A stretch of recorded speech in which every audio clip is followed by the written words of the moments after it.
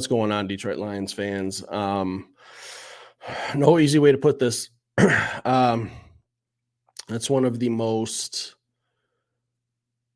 dominating football games I think I've ever watched from the Detroit Lions. And as you can tell, what you get on the show is fan. You get a real fan when you're dealing with Detroit done 3-3. Okay, one of the most dominating Detroit Lions victories over a team that I absolutely loathe, keeping them out of the end zone, dominating both sides of the football, but it's hard to enjoy. The loss of Aiden Hutchinson, probably, I'm not a doctor, never went to medical school, but from what I've seen in the past with injuries that look similar, his 2024 season's done. And honestly, I wouldn't be a little bit surprised if maybe he missed some time next year. I'm not sure. I'm not sure what the injury exactly is. I know there's things in the human body that shouldn't happen, and I saw that with Aiden Hutchinson. And real quick, I understand. The other day, I was talking and doing an episode on things we couldn't afford to lose. And yes, I did mention Aiden Hutchinson. And here we are like 2 days later. Trust me, that was the first thing I thought of, man. And I've got some guilt. All right. I'm not going to lie to you guys. I felt really guilty when I even put it into the world, a possibility of Aiden Hutchinson getting hurt. I'm not cheering for it. I don't cheer for injuries on the other team. I remember when Dak Prescott did the same looking thing a couple years ago. I was watching that, and it sucks. I don't like to see any player or human being go through that. Like, if you cheer for injuries, especially ones like this, then you're just you're low level human beings. And I'm not going to be that. I will never cheer for an injury from the opposing team. I sure as shit won't cheer for one from one of my favorite players, a kid that I've watched going back to high school when I used to be really, really deep into high school recruiting and all that, and going to Michigan. I've watched Hayden Hutchinson play football for like 8 or 9 years. Okay. This one hits home. We were watching the game at home, me and my wife, and she was crying. I'm not going to lie. She might not like me saying that or putting it out there, but she had some tears in her eyes. Like, she knows how important he is to this team. Okay. And being a season ticket holder and going to all these games and hearing everyone cheer for Hutch and then seeing what he had to go through today was crushing. Okay. And it did take away from the win a little bit. If you guys have watched any post-game show where we win, you know that the energy is different. And we just absolutely thumped the Cowboys for 4 quarters straight. And like I said, you're getting a fan reaction here. This is literally, the game's been over for about 5 minutes. I came right upstairs into the office, jump on. So you guys are getting raw emotion. Okay. It sucks. We have to find a way to move on. Okay. I might be a little somber today. I'll try to gather myself throughout the week and put some better things into perspective today. But I'll just say this, keeping this into the Cowboys game, after Hutch goes down, defense still played pretty damn good. Okay. They bounced back. They responded. They rose up for their captain and their leader on defense and said, hey, let's go win a football game for them. And what I appreciate and I respect is all the Cowboys players who came out while Aiden Hutchinson was getting loaded up onto the car. And I think it was CeeDee Lamb, man. Like, he was tearing up seeing even an opponent. Like, I respect that from the Cowboys in that moment. I really do. And as much as I hate the Cowboys, hats off to your team for how they handled that situation. I thought it was nothing but professional and respectful. And I do respect that. But let's not act like the season's over. Let's not act like the Lions can't still make a hell of a run in the playoffs and win a Super Bowl. It's going to be a little harder. Last I checked, we're Detroiters and Michiganders, aren't we? Like, going gets tough, the tough get going. It's going to be a tougher road to get there. Do you trust Brad Holmes? Do you trust Aaron Glenn? Do you trust Dan Campbell? You have to answer yes to all 3 of those questions, okay? Like I said, Aiden Hutchinson got hurt very, very early in the third quarter. Defense still went out and pitched a shutout. Nobody scored a touchdown. I don't care about field goals. That defense played out of their mind today, even after Hutch got hurt. Last I checked, Brian Branch was responsible for 3 turnovers, 2 interceptions, and forcing a fumble that Terry Arnold recovered. Last I checked, Ali McNeil still went out and had 2 sacks. Last I checked, a lot of people on defense played very, very freaking well today. Okay. Aiden Hutchinson, huge loss, bounce back. A lot of people have to step up. It's next man up in this NFL. The league's not going to feel sorry for you.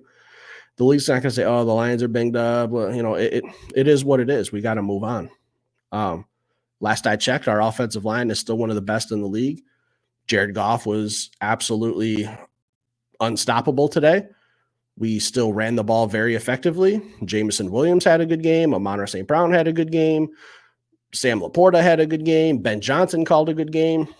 Guys, I know that it feels like we're at a funeral, and it feels like it's doom and gloom.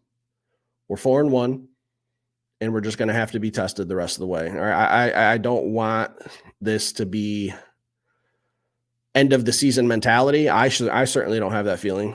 It sucks, but I think maybe we just take the rest of the day and we have a little pity party for ourselves. But season's not over.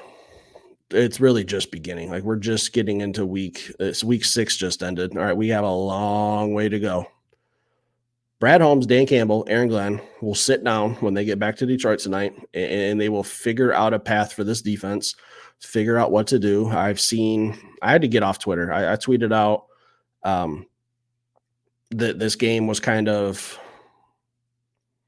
emotionally over for me after the Hutch, but I still watched it all. I mean, I wasn't as emotionally into it as I should have been, especially I remember when Branch had almost a pick six. Like, I was just like, man, like, this is still just brutal. We're going to figure it out. We're going to be okay, guys. And I've seen a lot of people on Twitter talking about, Max Crosby and, we have to give up everything we have. We'll get into some stuff later. I'll admit I'm not emotionally there right now to go down any trade talks. Do I think one needs to happen? I don't know.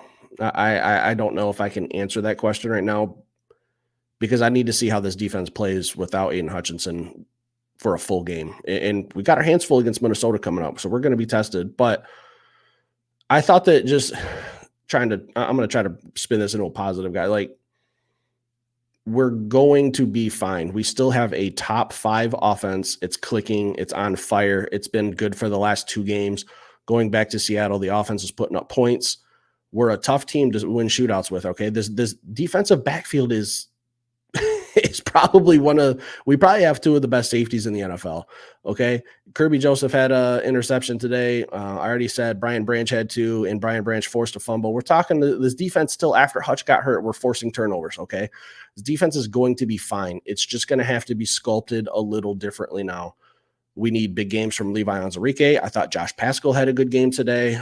Coverage-wise, we were there. We had some more ticky-tack penalties, but I'm not going to get into that given the emotional state of this fan base, and myself included right now. So all in all, this was the best offensive and defensive performance that I've seen from the Detroit Lions for sure since I've been doing podcasting. And we might have to take that back to, I don't know. It's been a while since we've seen very, very good complimentary football, guys. Like, watching David Montgomery run wild, Jahmyr Gibbs had some big runs. I think at one point we were averaging like 10 yards a play.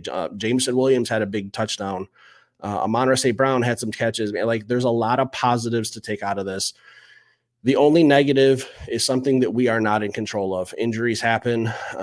It wasn't a dirty hit. It was a complete unlucky situation where it looked like Hutch's leg crashed into Lee McNeil's leg, and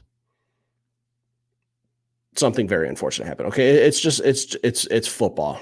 It sucks. There's nothing dirty. It's just a freak accident, guys. Okay. My wife said, man, it feels like we're at a funeral. And I was like, well, he's not dead, but, our thoughts and prayers are with Hutch, his family. And I get that that's kind of the mood that it presented, at least in the Perkins household. And I've seen some other people say the same thing on Twitter. Like, man, it feels like we're mourning. We are, in a way. We're all emotionally attached to Aiden Hutchinson, not just me. Okay. We're all Michiganders. We're all Detroit Lions fans. We were all thrilled when we drafted him. But I'll tell you right now, if there's one thing that I do know about Aiden Hutchinson, I don't know him personally. I've never talked to him, unfortunately, but if there's one thing I do know, he's going to come back with a vengeance. He will.